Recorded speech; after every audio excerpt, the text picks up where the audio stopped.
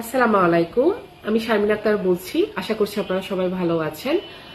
আপনারা সবাই জানেন আমাদের 8ই জুলাই মহান জাতীয় সংসদে আমাদের শ্রদ্ধেয় রানু আপা আমাদের হেয়ার কাটের ব্যাপারটা প্রধানমন্ত্রীর উপস্থিতিতে পূর্ণাঙ্গ সংসদে এটা উপস্থাপন করেন। আমরা যে একটা সমস্যায় আছি, এন্ড আলহামদুলিল্লাহ আমাদের মাননীয় অর্থমন্ত্রী উনি হেয়ার কাট বাতিলের ঘোষণাটা দিয়েছেন এন্ড বলেছেন আমরা মুনাফা সহ আসল টাকা ফেরত পাবো।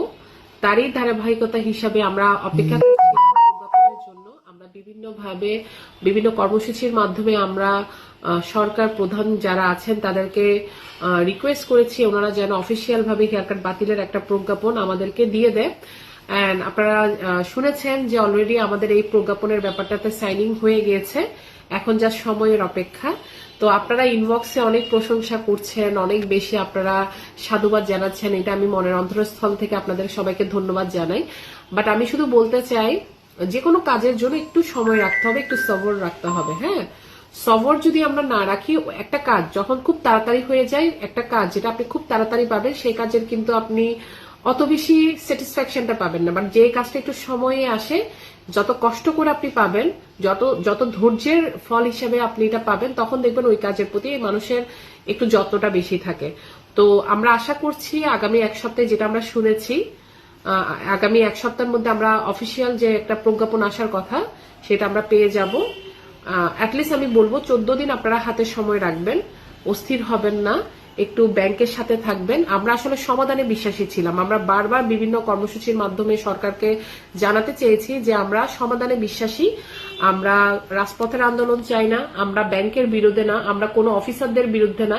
কারণ ওনারা ওনাদের দায়িত্ব থেকে যে কাজটা করেছে, এটা ওনাদের দায়িত্ব থেকে, ওনাদের নিয়ম কানুন থেকে ওনারা করেছে। যখন সময় আমাদের অনুকূলে ছিল তখন কিন্তু ওনারা আমাদেরকে সর্বোচ্চ সহযোগিতা করেছে।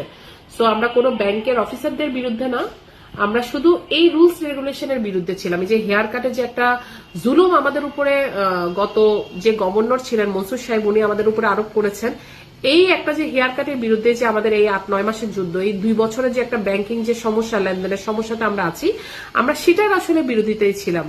তো আপনারা জেনে খুশি হবেন হেয়ার কাট বাতিল হতে যাচ্ছে, প্রজ্ঞাপনও চলে আসবে। এখন জাস্ট একটু সময়ের অপেক্ষা। আমি সবাইকে বলবো ধৈর্য তো অনেক ধরেছেন, আরেকটু ধৈর্য রাখবেন, ব্যাংকের সাথে থাকবেন।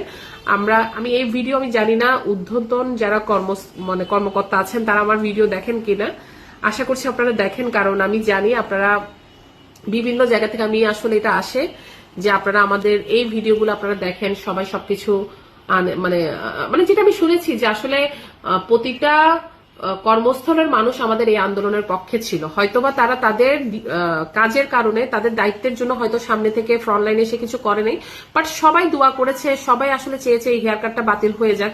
প্রতিটা কর্মকর্তা, হাই লেভেল বলেন, লো লেভেল বলেন, একটা পিওনও বলেন, সবাই চাইছিল যে হেয়ার কাটটা বাতিল হয়ে যাক। পুরো বাংলাদেশ চাইছে হেয়ার কাট বাতিল হয়ে যাক। তো সবার দোয়ায় আল্লাহর রহমতে হেয়ার কাট বাতিল হচ্ছে। আমি বলবো একটু সময় রাখবেন, ব্যাংকের সাথে থাকবেন, অস্থির হবেন না, আপনারা একটু ধৈর্য রাখেন। ইনশাল্লাহ হেয়ার কাট তো বাতিল হচ্ছে, লেনদেনও স্বাভাবিক হবে। আর মার্কেট রেট নিয়ে যেটা সমস্যা চলছে, আমরা সেই রেটটাও অবশ্যই ইনশাল্লাহ সরকারের কাছে চাইবো।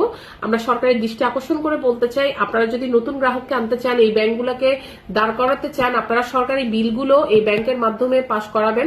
আপনারা ব্যাংকের রেটটা, মুনাফা রেটটা, অন্যান্য মার্কেটে যে রেটটা চলছে বিভিন্ন ব্যাংকে, সেই রেটটা আমাদেরকে দিবেন। ইনশাল্লাহ আমরা সব আমানতকারীরা আপনাদের ব্যাংকের সাথে আছি।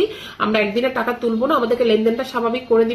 আমরা চাই ব্যাংকগুলো অবস্থান আগে চেয়ে আরো ভালো অবস্থানে যাবে, এটাই আশা করছি, প্রত্যাশা রাখছি। আমাদের নতুন এমডি সাহেব এসেছেন, শুনেছি উনি অনেক দক্ষ একজন মানুষ। উনি ওনার কর্মদক্ষতার মাধ্যমে এই যে ব্যাংকের যে যাবতীয় প্রবলেমগুলো চলছে সেগুলো অবশ্যই সলিউশন করবে। সবাই ভালো থাকবে।